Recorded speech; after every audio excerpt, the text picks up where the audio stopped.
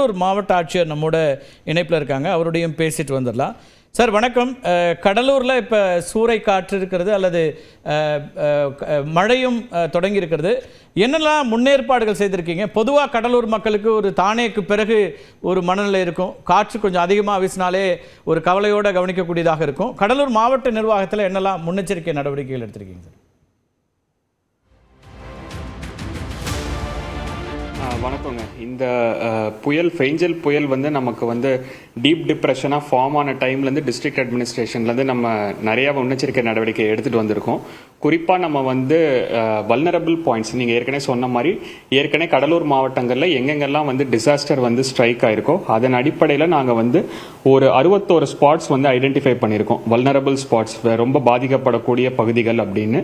அங்கே நம்ம temporary shelter, cyclone shelters, multipurpose evacuation shelters எல்லாம் தயார் நிலையில் வச்சிருக்கோம். நம்ம இந்த மாதிரி ஒரு 42 சைக்ளோன் ஷெல்டர்ஸும் ஒரு 191 டெம்பரரி ஷெல்டர்ஸும் டிஸ்ட்ரிக்ட் ஃபுல்லாக ரெடியாக வச்சிருக்கோம்.